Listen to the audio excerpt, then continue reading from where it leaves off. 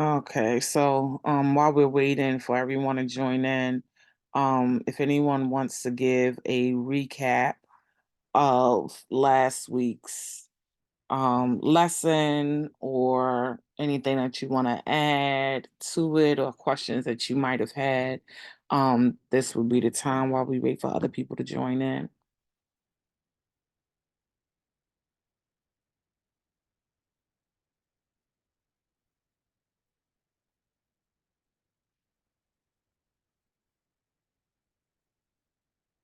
Okay. All right, so there's no recap. I know briefly, not going into too much detail, we were in, was it in, well, we first Kings, what last week? Was that 13 or 14? 13, I believe. And we had talked about the prophet, and there was a lot of discussion that just kind of came out of that, with one being a prophet, one being a man of God, and just, identifying how important it is that when God is speaking to us or God has given us some kind of instruction, that we get how important it is for us to, just stay steadfast in that and not waver just because of someone else's claimed relationship with God.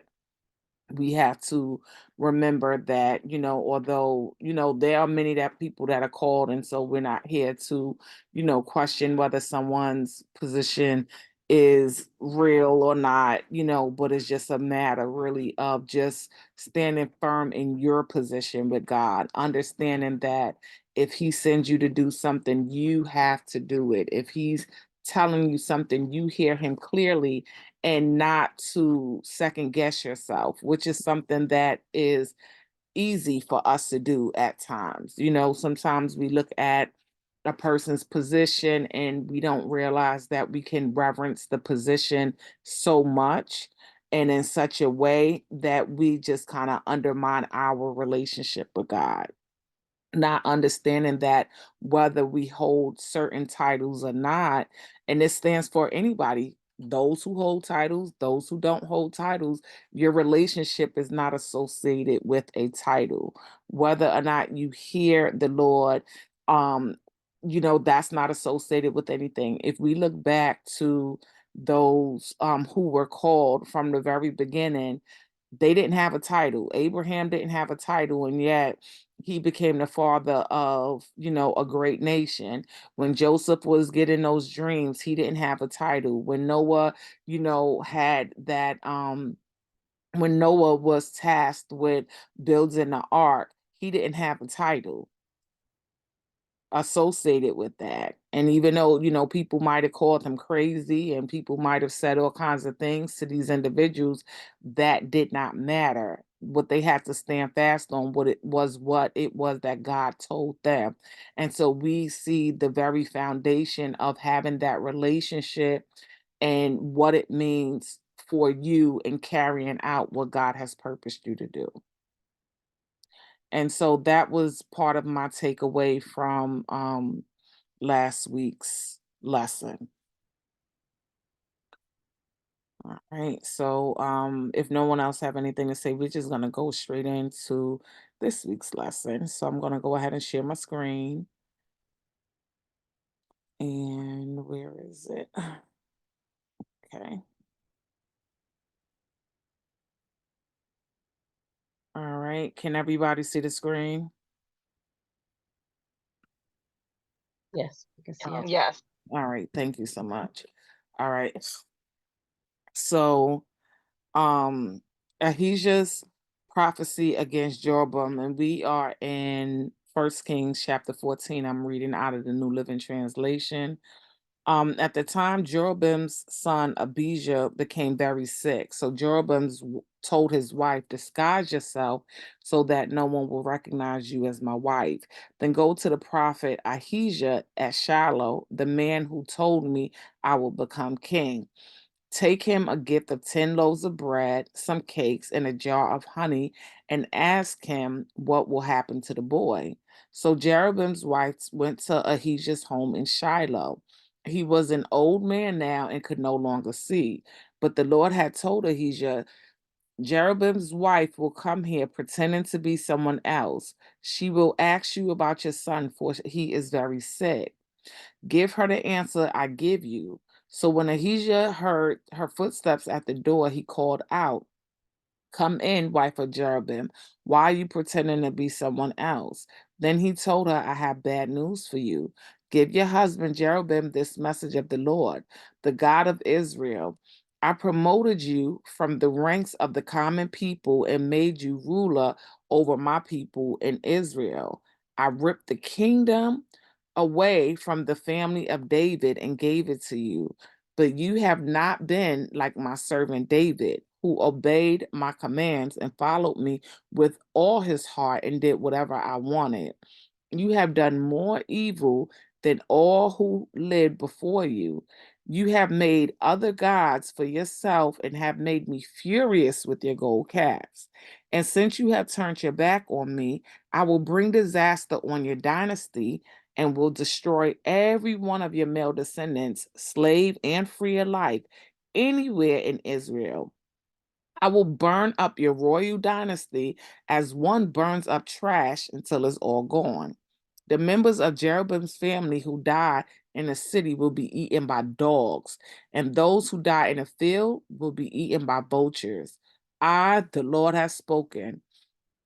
Then Ahijah said to Jeroboam's wife, Go on home, and when you enter the city, the child will die. All Israel will mourn for him and bury him. He is the only member of your family who will have a proper burial.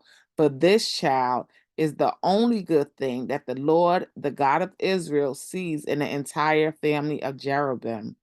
In addition, the Lord will raise up a king over Israel who will destroy the family of Jeroboam. This will happen today, even now. Then the Lord will shake Israel like a reed whipped about in a stream. He will uproot the people from Israel from this good land that he gave their ancestors and will scatter them beyond the Euphrates River. But they have angered the Lord with the Asherah poles they have set up for worship. He will abandon Israel because Jeroboam sinned and made Israel sin along with him. So Jeroboam's wife turned to Tirzah, and the child died just as she walked through the door of her home. All of Israel buried him and mourned for him, as the Lord had promised through the prophet Ahijah. The rest of the events in Jeroboam's reign, including, all his wars and how he ruled, are recorded in the book of history in the kings of Israel. Jeroboam reigned in Israel 22 years. When Jeroboam died, his son Nadab became the next king. Meanwhile, Rehoboam, son of Solomon, was king in Judah. He was 41 years old when he became the king, and he reigned 17 years in Jerusalem, the city the Lord had chosen from among the tribes of Israel as the place to honor his name. Rehoboam's mother was Naamah, an Ammonite woman. During Rehoboam's reign, the people of Judah did what was evil in the Lord's sight, provoking his anger with their sin. It was even worse than that of their ancestors, for they also built themselves pagan shrines and set up sacred pillars and Asherah poles on every high hill and under every green tree. There were even male and female shrine prostitutes throughout the land. The people imitated the detestable practices of the pagan nations, and the Lord had driven from the land ahead of the Israelites. In the 5th year of King Rehoboam's reign, King Shishak of Egypt came up and attacked Jerusalem.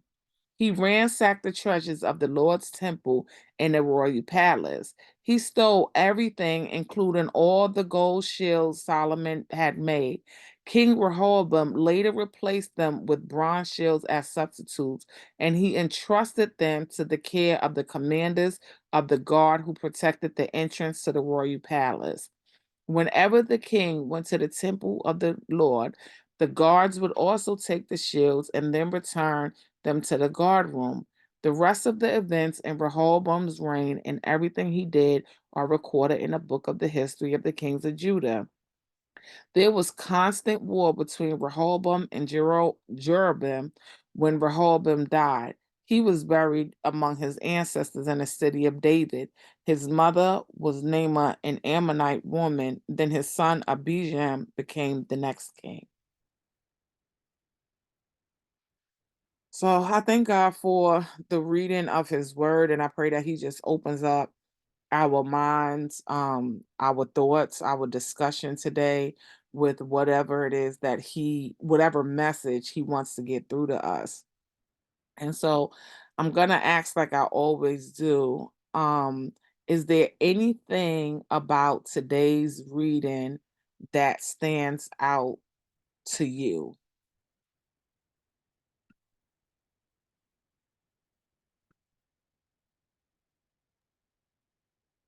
For me, I'm always gotta see things from a weird angle, but um, the one thing that kind of jumped in my mind was when the wife went to the prophet, he didn't get stuck on the fact that she was trying to hide herself and um to, I guess, try to trick him, or whatever reason she had for hiding her identity. And I think that hit me because a lot of times we get caught up in the things that aren't necessarily the most important part of things. And we never, a lot of times we don't get beyond that point of, well, she tried to do this, this, and this, versus what is God saying, and what is it that I'm supposed to do in the situation, regardless of what the other person is doing. So I don't know why that popped in my head, but just the message of don't get distracted. So don't get distracted from what it is that God is telling you to do, even though it's a difficult task ahead. That, and I think we in general just get distracted in life. Like we spend a lot of time thinking about the things that offend us, or the ways that people act, or and we spend a lot of time caught up in that thing. And Mm. so we don't ever move beyond it. And so I think maybe we're missing God, or what he's having us to hear, or what we are supposed to be focused on in the first place. I like that. I like that a lot. I like that a lot, Valencia, because we do get really, and I could say I'm so guilty of that in many different arenas, but we do Me get too. caught up in missing the purpose of things, just really missing the big picture of it. Um, a couple moments before Bible study started, my daughter was down here and she's gonna be 18. um she turns 18 the day before New Year's Eve. And so for her, she wants to go out and she want to experience partying, but she was um asked to dance at church for watch night. And so she's like, I didn't know when they asked me to dance at 10 that it was 10 p.m. I thought it was 10 a.m. She wanted, because that messed up her plan. So messing with her, I said to her, so what you're saying is that you don't want to dance in church because you'd rather be in the clubs, and here it is, God is trying to shift your focus to be in the house of the Lord, but yet and still you want to be in the streets. And she's like, I'm not saying that, like I'm just saying simply that I want to, do X, Y, and Z. And I was messing with her by like really just bringing focus to the big picture, right? I wasn't trying to, just chastise her or anything. It was really said in a joke, but we really don't realize that we don't see the big picture of things. We really do not, and it could be something as simple as, hey, come to this. Hey, I'm doing that. Hey, I might rub you the wrong way. Hey, I might remind you of somebody who did something to you when you was 7. It's just so many different things that can distract us from the focus. Um that God has for us or the assignment that he might put us on. We don't look at the fact of, if we even just focus on this text for a minute, right? He could look at the fact of being older, being sickly. He could have got distracted by the fact of thinking, here it is, somebody's trying to, as my grandfather would say, run a con on me. But yet and still not even realizing that it had nothing to do with you, because when Jeroboam even told his wife to go there, it had more to do with him, and it had nothing to do with the prophet himself. But being that prophet, being somebody who's in a vulnerable state, right? They might look at it and be like, you're trying to get over on me. But we didn't see that prophet do that in this case. He just sat here and he did what it was that the Lord told him to do. And he did not make it personal, not how she came to deceive him, not even about how difficult the message was, nothing. He just stays steadfast in that, and that is a huge um lesson there. So I appreciate you sharing, Valencia. I think even in addition to that, if it was me, I don't know that I would have even gotten to the point of sharing the message. I would have been like, "You need to leave my house." And then I'd probably be on the phone like, "Do you know what this woman just did?" Like it would have just went way off. And then now I've brought someone else into it, and now they're not, paying attention to whatever it is that they probably ought to be paying attention to. And then me speaking bad about this woman is not necessarily doing either one of us any good. And now this person's forming an opinion about this woman, and none of that had anything to do with anything at all. Hmm. Yeah, definitely. Look, I'm trying to give somebody else a chance to say before I just jump in and just jump back into this conversation. But all day I have been studying about one of the family systems theories, and one of the components of this family systems theories is called triangulation. And pretty much what it talks about is how you have, like within a parent dyad. So you might have your parents, and um they are going through a conflict. And now, because they're going through a conflict, one parent might, use the child and talk about the other parent, or, say certain things that's happening in a way that now that child empathizes and sides with a particular parent, right? And so now you have this whole triangulation thing going on. And so it made me think about that when you spoke about how, you know, we might have certain things going on, and then we'll get on the phone and we'll call someone else. And what we don't realize is that once we get a hold of that person first, right, then we are really shaping that person's view of the next person or the situation. And we don't realize the seeds that we're planting. We really don't. And that was something that even within this Bible study, like I think I began to get convicted on, was just realizing that, while we all have our experiences and we all have our, you know, interactions, being very careful of not utilizing this platform as a way to, get people to see things my way, or have, just because I might have a particular feeling about, this person or church, or the way somebody else do that, or maybe it's a denomination, whatever it is, to not do that. And we have to understand our responsibility in that. And if we just keep the main thing, right?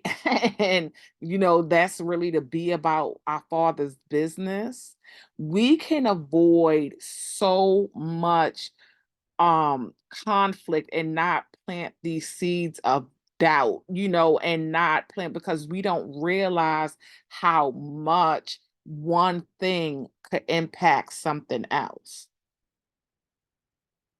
We just have no idea. And so it's really important. And this is why I always say it for us to number one, and I think somebody else mentioned it last week, is, how number one, the word goes up on a screen, right? The word has to go up on a screen. There are no 3 points that I want you to get or anything like that. And the question is always asked of, what do you get? How are you seeing this? How does this apply to your life? Whether you say it in here or you take it back, into your real world once we come off of the Zoom. But that's really important because we want to, once again, going back to the very beginning of this, have that firm foundation within the Lord. I'll have that firm relationship with Him. And then in having that, understanding our roles and what they mean.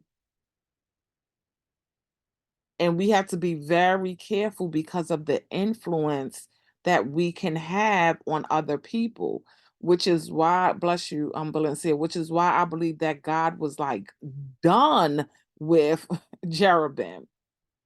Because Jeroboam being in the position that he was in, it's like, yeah, David had his stuff, right? He definitely had his stuff, but Jeroboam just took it to a whole nother level, and he was causing people out of his own fears and, his own thought process. So, I mean, even worship golden calves. But we do that all the time. We do. Even in subtle conversation, we influence people.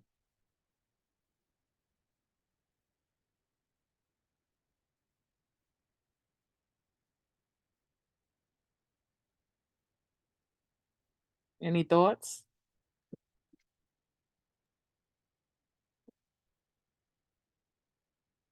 That really convicts me. It makes me want to take inventory and say, okay, where have I fallen along the way? How have I influenced people or even my words, my actions, either purposeful or not purposeful, because we each have our own tribe of people that we are assigned to. And, the things that we say or don't say or have done or haven't done is playing a role in these people's lives that we don't even realize, because they absolutely do watch. And it just makes me say, okay, I need to make sure I'm doing and saying and being how I'm supposed to be. Mhm. Absolutely. And that's all we can do is take account. I see Miss Punter is in the chat. She said we do have to be very careful. We do have to be very careful because we don't understand the seeds that we're planting. You know, um, I was talking to someone this week and they had brought back a story that I mentioned about why I it has taken me so long to be comfortable with a church setting.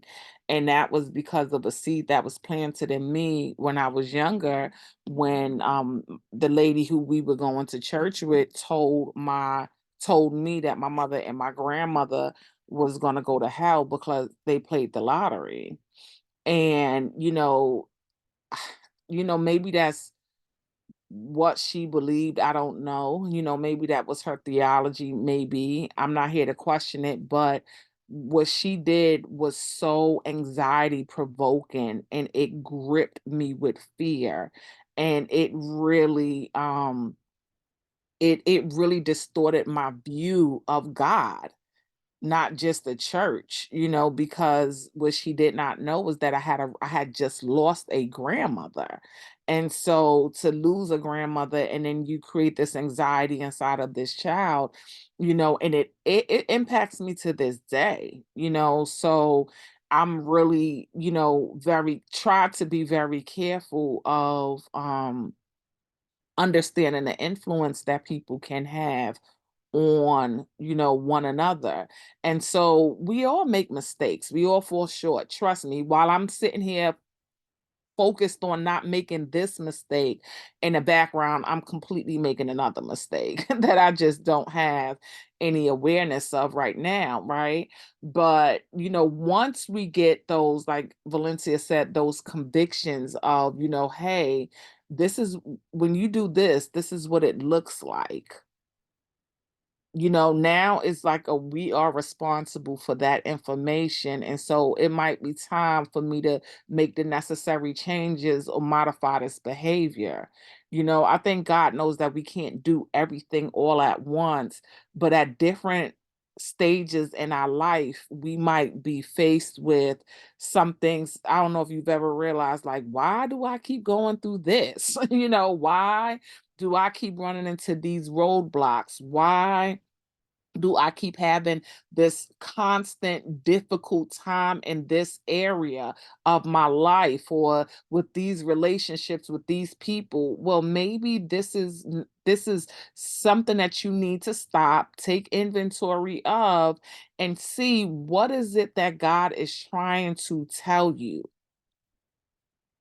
Like, yeah, you might have been able to ride this thing for a good while now, and he hasn't convicted you, he's let you go on. But right now, this is the time where we're gonna stop. You're gonna pump your brakes, and your car can't even cut on anymore. It's not driving anywhere because you are not gonna be able to go to your next destination until you address these things and fix this thing about you. And so not every roadblock, stumbling block is a bad thing. Not every uncomfortable message is a bad message. It's just a message of change, and we just really don't like change unless it's a change that we create, because then we have control over it.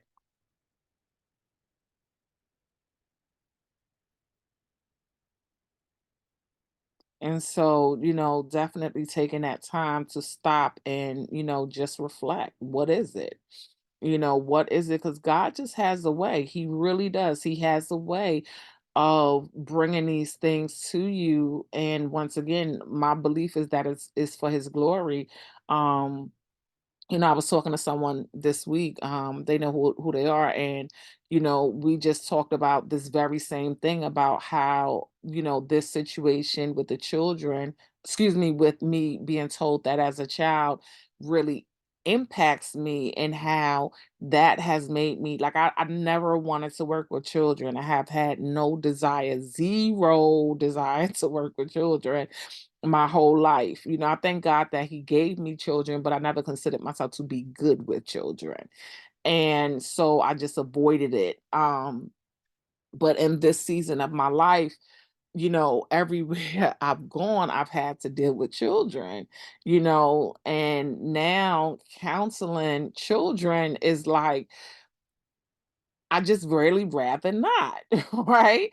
And it's not that I don't love the children and genuinely care for them, but I've realized that I'm having to like look at and deal with these issues, my issues,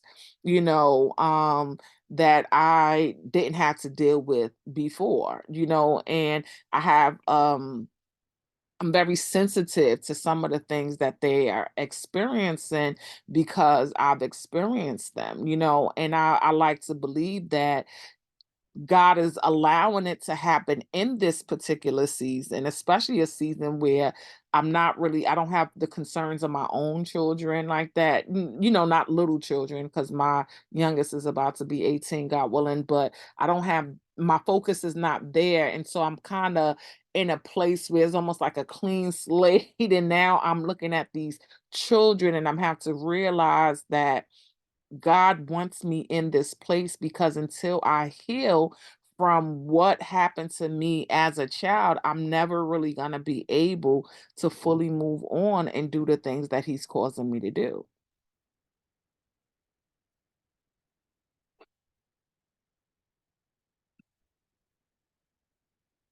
Yeah. So, it's good for us to stop for a second and take inventory.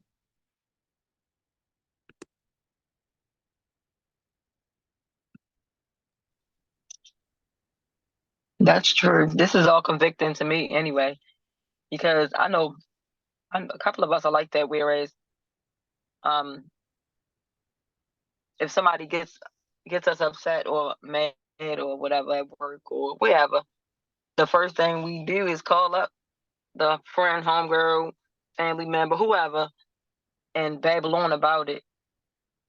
And some of the time we never even tell that person, the other person, how we feel.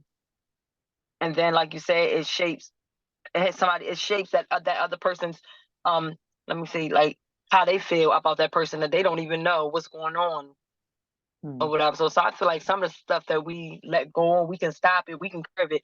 Either like somebody come to us with a conversation that's like not so good about somebody else or whatever, and we'll feed on it, listening to it, or even like, oh, if that was me or blah blah blah, versus like just saying go talk to that person, or go pray for that person. In that moment, we don't think like that, us as people. I know I don't, for the most part sometimes. Right. We don't really, I just think that we don't really realize what we do, and that's why I have to be forgiving towards what the lady did, and we have to forgive ourselves for things we don't realize, the things that we do. I don't think most of us are doing things intentionally, but like you said, once them convictions come, like you might be getting now, then it's time for you to say, okay, now I have to be accountable for what it is that I'm doing, because the Lord is showing me that this behavior has to stop, that this behavior has a great impact on whatever it is or somebody. And I an example of this in the media. I don't know, has anybody followed, this is so not biblical, but this is gonna tie back into what we're reading. But has anybody followed the story with Jonathan Majors and the woman who's accusing him of what was it? Some type of abuse? Is anybody familiar with it? Yes, I am. You are. Okay, so recently, and for those of you who don't know, and not to say I know everything about it, but from the little bit that I'm gathering from, the media, right? It was a woman who he was in a relationship with that, pretty much had accused Jonathan Majors of, some form of domestic violence towards her, right? And this came, like, I mean, like, at the height of his career. Like, it could have it was almost like a fall from grace. Okay. I mean, here it is. This man seemingly came out of nowhere, and yet he was getting all these like major roles, and he was really just being looked at as that person. He had really became like that person to watch. And so then all of a sudden, out of the blue, bam, he wound up getting into this situation with this woman. And so it really painted a picture of like, oh my God, like he's a monster. So now this is going to impact, his public image. And now with when you have a kind of when you have any type of hit to your public image like that, then it causes it really impacts your future, because people don't want to be associated with you, and so forth and so on. So recently, just as things was to me dying out, there was something in the media that said that this, now he's a black man, she's a white woman, and I saw the headline, some days ago, that said that he told her she needs to be like Coretta Scott King or Michelle Obama.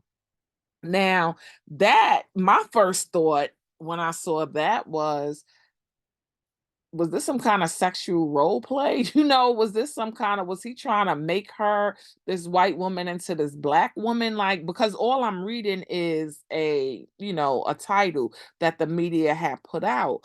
But I thought that it was a bit disturbing and I didn't understand it. Well, they want to put in audio out of the conversation he had where she had came in, I guess she came in drunk, and he is having a very level-headed conversation with this woman about, her behaviors and how she has to be mindful of her role in his life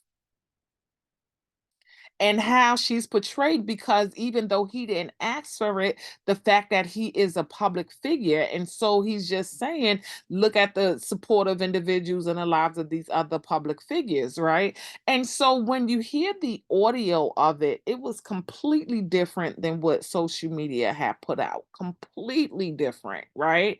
But it showed me how we really allow the media to how people saying certain things or the message that a person delivers about somebody else could really taint our view about this person.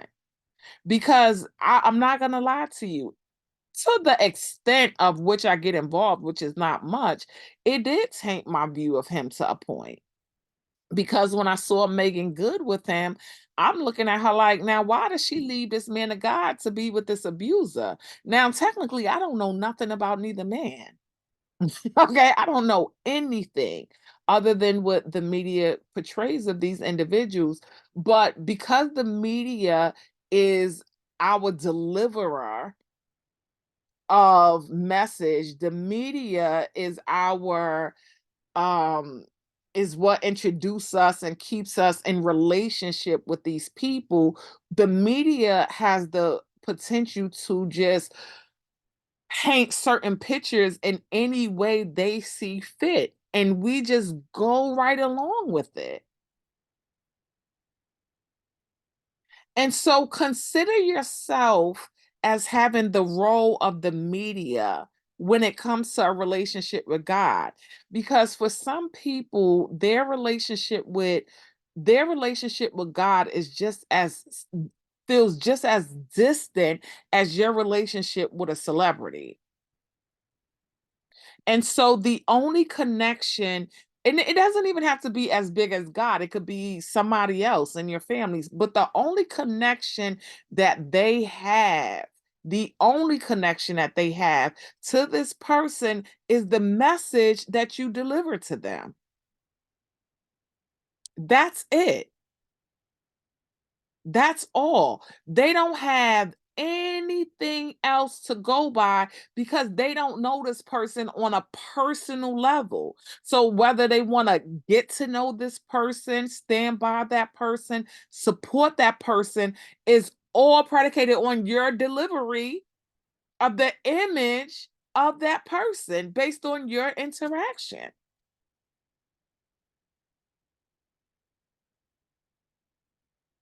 And so we don't realize that as we begin to grow in this thing, as we begin to, mature in our walk, that we do have to be careful of some of the things that we do. We have to be very careful of the messages that we send, of the image that we portray of God, because people watch it.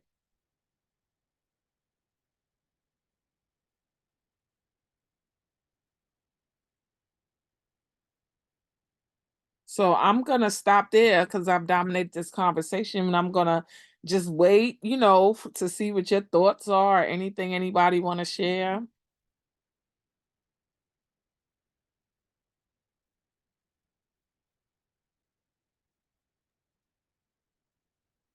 I think it was also interesting, the second part of it, when we look at Judah, it's Israel and Judah right now, right? Is that correct?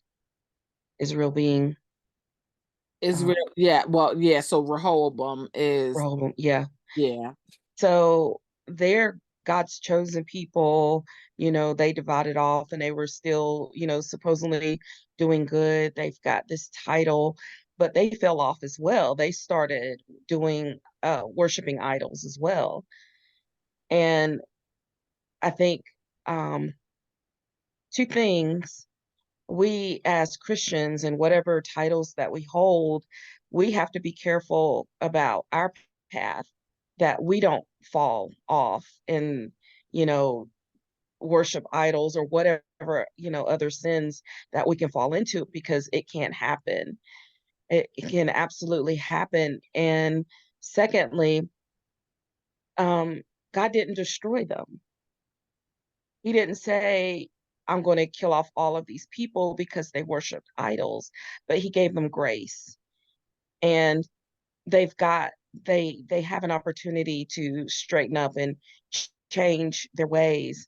And with that being said, we also need to extend grace to people when they fall off, when they have titles and they're not living up to what we think those titles should be or act like, when they're not necessarily acting in a Christian manner. Um, I think if you haven't already been there, then your time is probably coming. Your time might just not be the time of whomever that you're looking at in that moment. But um, it that was the second big thing that I saw from that, is that even though they're supposed to be, God's chosen ones and all of those, other things, or God's deaconess or elder or pastor, or, you know, they can still fall off. They can still sin. They can still not live up to the image of the title, and grace needs to be given in those situations, and prayer, versus criticizing or making thoughts or assumptions about the person's character, just like we just saw an example, Nicole, of what you gave with that trial. Mhm. I think you really brought up a good point. I don't know how many of us realize that our role really is just not to pass judgment, but our role might simply be to just support and pray. Um, we definitely don't realize that, we're sup- we're like supportive roles are so important. That's all I could say. Most people don't want the supportive role. That is so undesirable to many people, but without that role, other people cannot function. The visual that I'm getting, I think about, was it Moses who had to have hold his hands up, and then the people kept his arms raised? Was that do I have the right? Um I can't remember. The people had held his arms up when he couldn't keep his hands up. I cannot remember. Yeah, I think it was when they were with the I'm sorry, with the parting of the sea, and he had to keep his as long as his arms was up, and I think it was Aaron. But anyway, they had to hold his arms up when he got tired. Thank you so much, Miss Rhonda. Yes, and we don't realize that, our role is to hold people arms up. And it is so significantly attached to what God is trying to do, even if it's seemingly just through one person. And so when it comes to, people in certain positions, um, people in certain leadership roles, we don't realize how much we need to pray for them. We really do. I mean, I learned through some of the hardest trials in my life how important it is to pray for your enemies. And one of my biggest takeaways from that, and this is directly related to what I went through at my job, was that, you know, I was getting so much, um it was so painful what was happening during that time. It was one of the hardest things I had ever went through in my life, having to go there and deal with the day to day. And I talk about it because it wasn't just something that happened at a job, but it was really an experience, and a very painful one that I can't. It's almost like childbirth, that I could tell you that there was pain, but there's no way I could really recall the pain that was inflicted day to day from that process.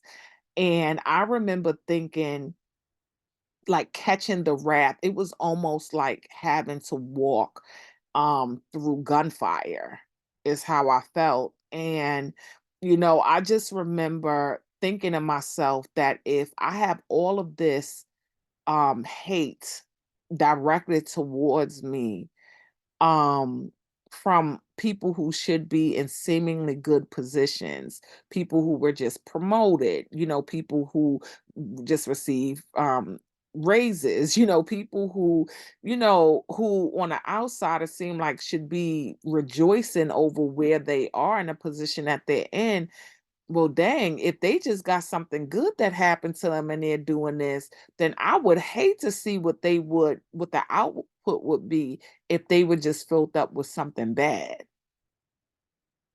And so, and I'm sure that they were filled up with something bad. I just wasn't privy to see it. But the thing about it is, I definitely didn't want more hate and harm to come to them, because then to me, if they had reason to do what they did, then I felt that the attack would be worse. And so that made me realize about praying for your enemies. Like, I really wanted just God to change their heart. Like, I really wanted God to give them peace. Like, I really wanted God to, open up their eyes and just, for them to see him and just be filled with his spirit. Because I knew that if they would be filled with his spirit, then because of where I was and I was being filled with his spirit, I couldn't even hate or get revenge in a capacity that I would have had I not been filled with his spirit. And so in my life, I was seeing what that was doing to me. So, and as painful as it was, I just wanted them to have that experience, because I know Nicole, like I know whose child I am from both my parents. Like, I know that I'm not above certain thoughts and certain actions and certain revenge plans. I'm not above any of that. But at that time, I was in such a place that I had to pour so much of like I was listening to God in my sleep. Like, everything that I did was trying to get whatever God had for me. And because I was being filled with that, it really helped me to deal with what I was dealing with, and it really protected them. And so I realized that instead of my enemies or people that are against me being filled with, you know, things that would just produce more hate. No, I want them to be filled with like the peace of God till it oozes out of their pores. And so for us, when it comes to people and us witnessing things, even if it might not be a direct impact or attack on you, but if it's something like seeing your leader, your manager, your whoever it is, in any type of situation, pray for them. Pray that there will be correction, pray for goodness. Pray that if you see that somebody is doing something that's causing other people to stumble, pray that God would intervene. But not just get on the phone and just talk about them. That's not doing anything to help the situation. It's not doing anything for anybody. It's really not. But sometimes we gotta stop and we gotta look at, and it's just happening to me right now. Cause like right now, and I'll be honest with you, I've been working with these people and I can't stand it. I think I complain every daggone chance I get, because I'm like, I see certain things that, is just I'm on the receiving end of I'm on the receiving end of their how can I say, I'm on the receiving end of how they operate, right? And so because I'm on the receiving end of how they operate, I realize that if I didn't have God or godly people to turn to, how misdirected I would be. And so here it is, to paint a picture. If I have people in leadership, if I was a person that was emptied and they're responsible for completely pouring into me in this season, I would be flawed. Okay. But by the grace of God, I have other people to pour into me in this season. And because I'm a seasoned individual, I have prior experience that lets me know that, hey, this is not right. And you have to understand that if I'm not getting the supervision that I need, and if I'm not getting the direction that I need, this directly impacts my clients. And so for a while, I just wanted to get out of it. Y'all know me. It's like my first thing is I want to go. Like I don't want to deal with anything really. And so my first thing is I want to get out of here. I don't want to deal with this. I don't want to deal with these people. And for the past few weeks, I had an incident with somebody I was working with this week that let me realize the role that I have in the individual's life.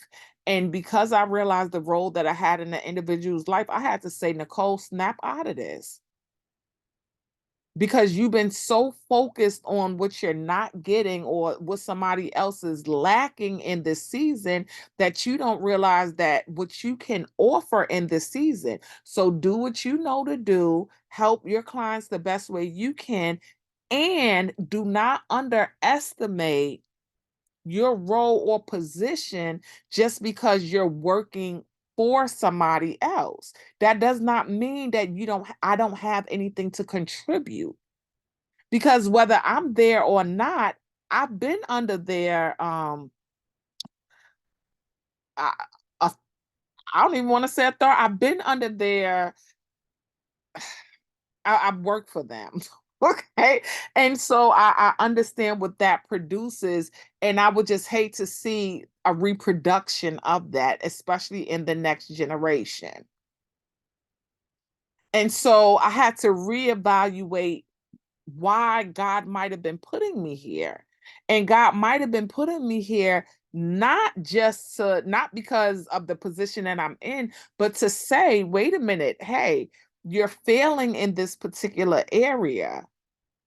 Even if it's just as simple as, let me share my experiences with you and how this could impact other people, then that might do something that would have not otherwise been done. Because it's not that people want to intentionally hurt or harm. It's just that some people really don't know. Your leaders might not know how to lead. Your pastor might not know how to deal with every situation that comes before them. The people that is in any position of authority just might not have the answers.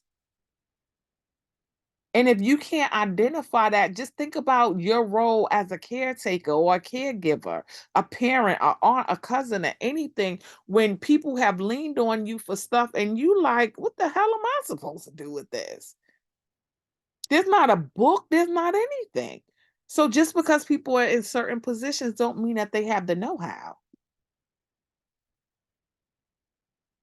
Mrs. Punter, I'm so sorry because you had your hand up a long time ago.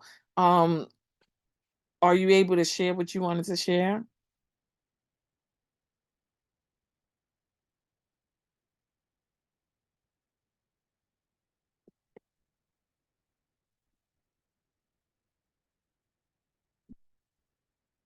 All right. All right. So I'm not sure. Yeah, I apologize. Miss Punter had her hand up. So if you want to share later or if it come back to you, by all means, just jump right on in. So yeah, did this make any sense to anybody? As always, I never really know which direction the study is gonna go in. So this must have been the word that the Lord had for us for today. And so I'm gonna Yes. receive it. You got it, Katrina. You know what I'm saying? Yes, it is making sense. It made a lot of sense. Okay. Usually I'm shutting up when I'm convicted. I just, let let the spirit lead me. That's it. Let Yeah. it speak to me. Amen. Mhm. Miss Punts, I see you on now. Did you remember what you wanted to say? I'm sorry. No, I was just saying that some of these things you're saying tonight, I agree with, but actually, even though I'm your elder, you've been my teacher for a long time. Because I recall talking to you years ago about a situation, and you were saying, let's not be quick to judge, let's wait and see, you know. So I was just, and from that day forward, I started trying to live that way. Mhm. So, like, your stuff in social media don't move me at all. I just say, I hope he gets out of it if he didn't do anything wrong. But people are quick to put something bad on a person, you know, like the people that's especially famous artists and actors and stuff, and they don't mind saying something bad. And like you said, the reporters will write up a story. You haven't even met this person. Mm. This person might not be nothing what you know what you writing about. So that's why I say I agree with you about that. Don't prejudge or don't say anything bad about a person unless you really know. But even when people that follow you and listen to you, we got to try to talk positive all the time. Don't try to talk negativity because that puts them in that way. Because we are really influenced by the things we hear. Because I know as a child going to church, there was a lot of things that I was influenced by that I realized after an adult was wrong. But as a child, since the pastor said it, I believed him, you know. So that's about it. But like I said, you've been teaching me for a long time. So you had this gift that you had that anointing a long time, and you just I don't know if you knew you had it or you was fighting against it, but it finally came to head. But you always had the anointing to tell people. I've heard you say it too many times. Give people a chance. Don't be quick to judge. Yeah. Well, I appreciate that, Miss Spencer. And you know, mm, we that has to be definitely a gift from God, you know, that surfaces at time. You know, because we can all do it. And like you said, a lot of things that we do, like when we was talking about, you know, just listening, we just do it because you know, our mothers did it, Mm-hmm. you know, Yep. our pastors did it, and that's just why we do it, you know, and so we like I said, we don't necessarily do things to, you know, intentionally cause harm or anything like that. But, you know, we get to a point like we are now, and I appreciate you sharing, Miss Spencer, because it doesn't matter the age, right? It doesn't matter the Mm-mm. age that you No, get it doesn't. tested.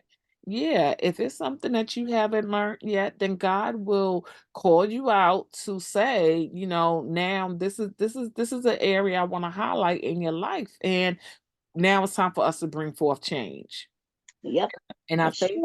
yeah, and I thank Miss Punter for being a person that was receptive to that, because the interesting thing about what she said was, I've always been a person, and this is something that I've struggled with and I'm learning, and not realizing how much it has had an impact on me, is that I was always a person that looked at a person's age, their experience, or their role, and felt that that automatically gave them authority, that Mm-hmm. automatically meant that they knew more.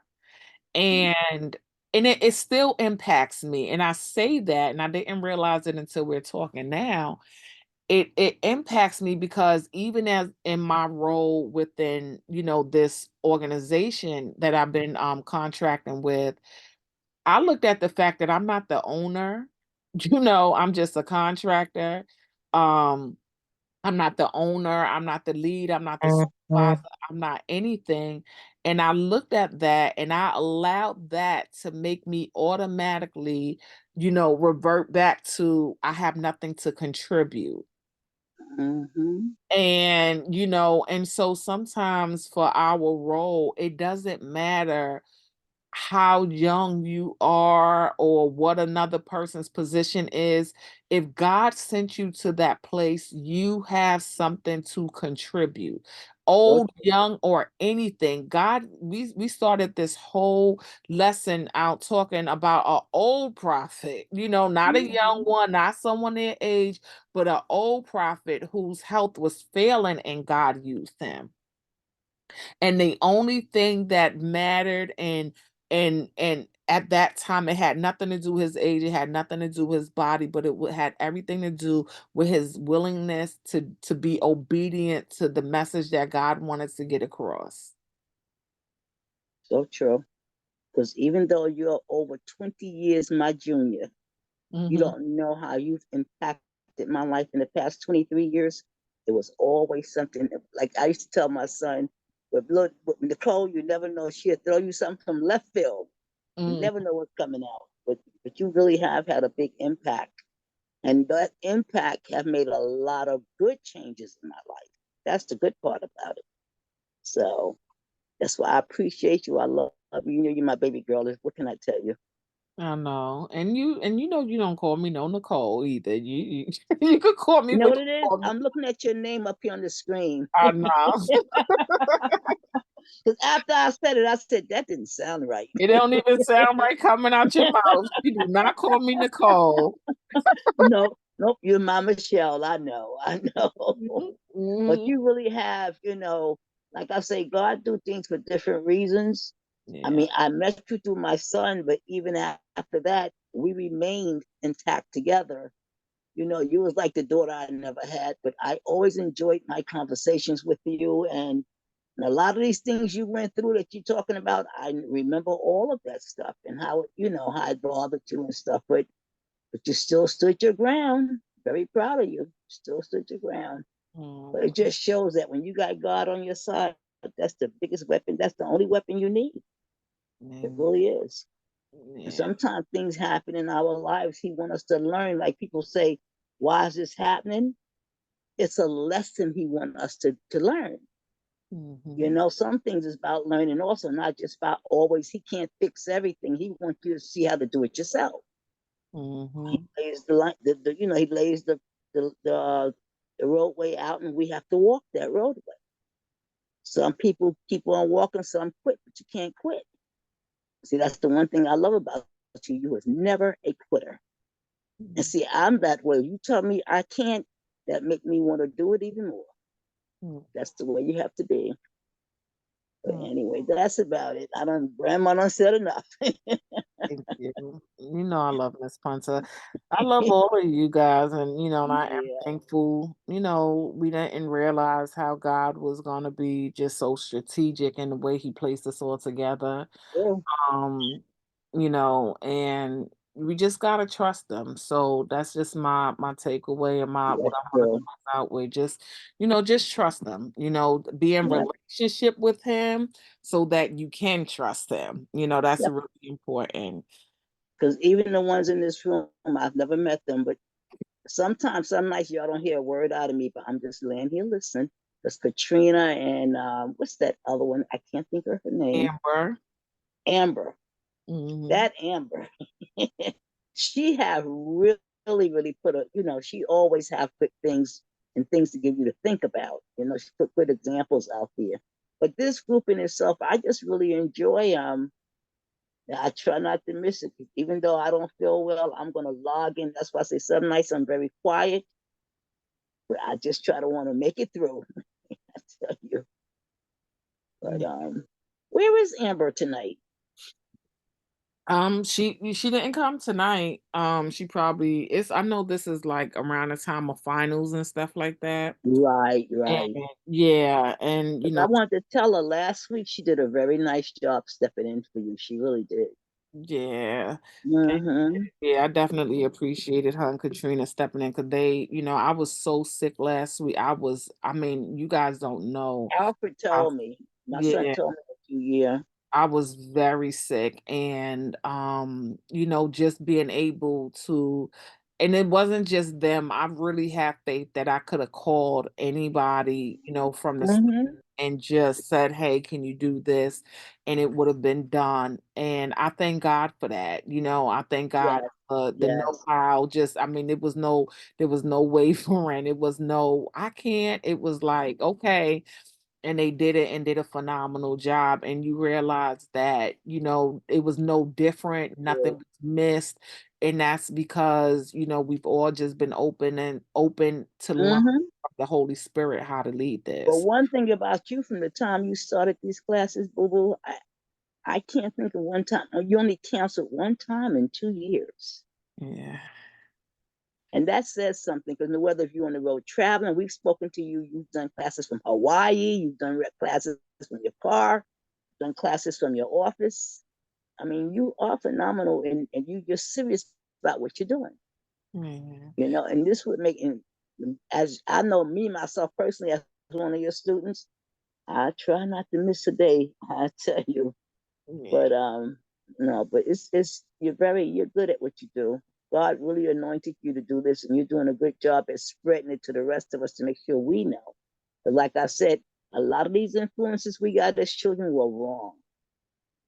And some of this stuff, I mean, you have to wait till you get 30, 40, 50 years old to realize, you know what? That's the way I came up with. That's not the right way.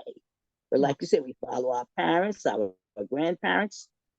That we realize, but see, that's why you're here, to help us see the real light, to bring us out of that old stuff that we lived on for so long and have to let go of. You're doing it for me, that's for sure. Thank you. I thank you. I definitely do. I thank you. I thank everybody who come, because if it wasn't everybody showing up, there'd be nothing to show up to. You know, True, that's uh, true, that's true. I do. I thank God, for like you and Lisa, who when I was younger, Mhm. just planted seeds you didn't even know y'all were planting. That's right. So Is Miss Sage in here tonight? no, Sage is not in here tonight, but everybody, if you can, please pray for Sage. One of Sage good girlfriends was killed Oh, in an Jesus. accident, died in an Oh, accident, man. and Sage is she's having a tough time with it. That Uh, happened this week? yeah, so yeah, she was I think the car accident was December 1st, and then I think Saturday they was when she actually passed out. And if I got the details wrong, my apologies. But aside from that, I just want you guys to, just pray for her. One thing I love about the fact that Sage has been having her own relationship with God was, you Yes, know, she has. I called her and I said to her, you know, I was talking to her and I was just saying, do you feel like you need, you know, counseling for it or whatever? And Sage was Mhm. like, I need God, and she said, that's the most important thing. She said, I need God. And she said, that's all I know to do right now. And the fact that was just what she knew to do because of the relationship that she had with him Yeah, she's prior to growing very this. nice in that. Yeah, she's Yeah. growing very nice. Do you know she reached out to me last Wednesday after class?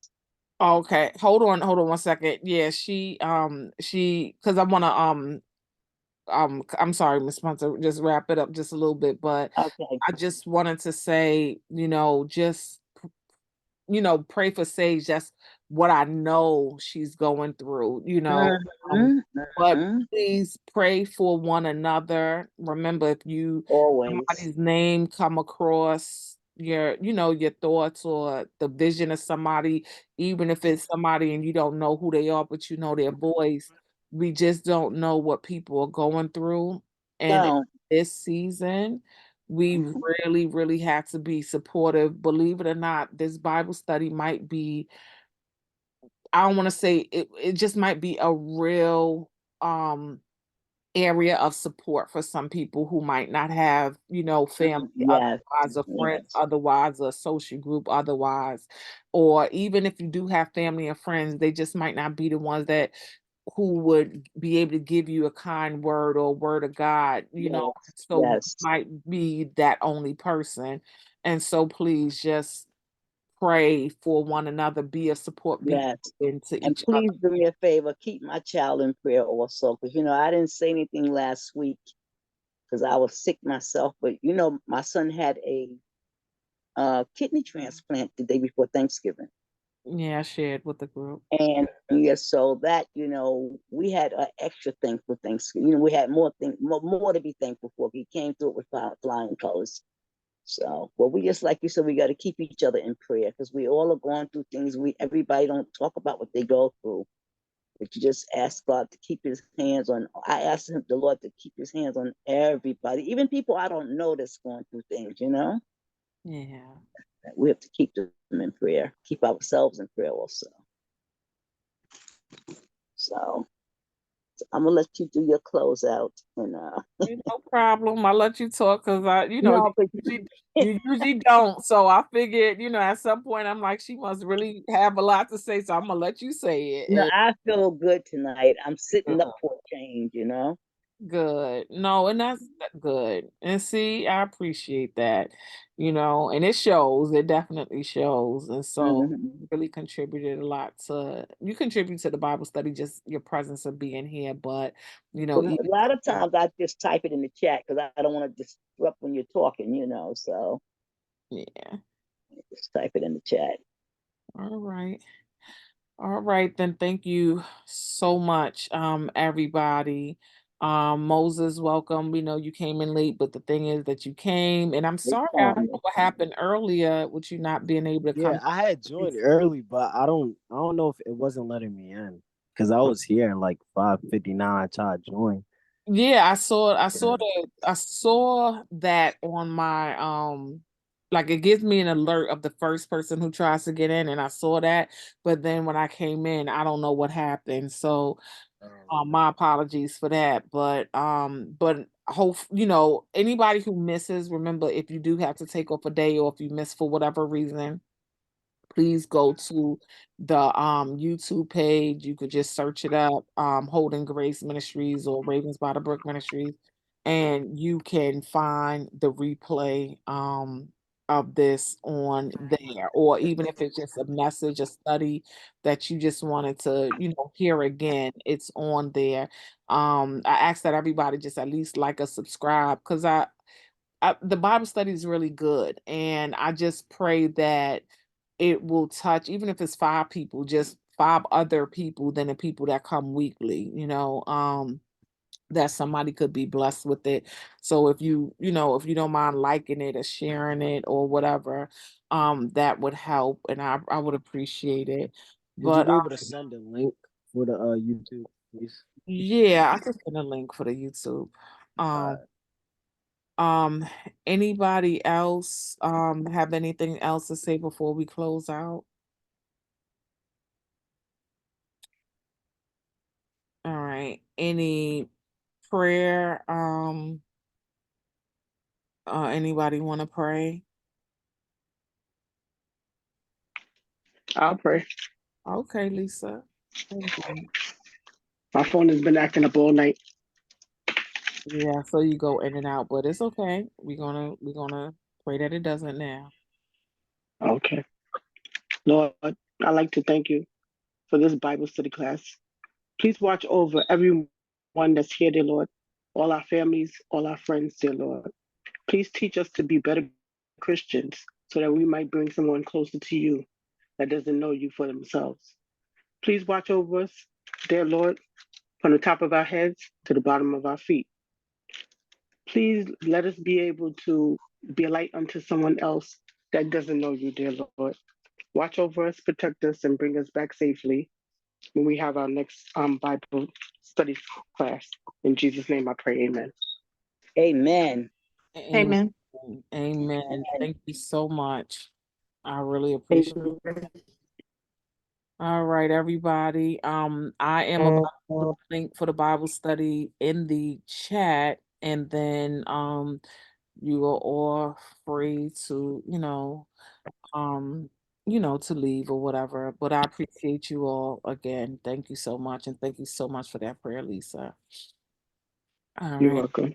all right. Okay. Everybody have a blessed night. You too. Good night. Good night, everyone. Night, Night. everybody. Good night. Good night. Good night. Good night. Good night. Yeah, I always have trouble logging off.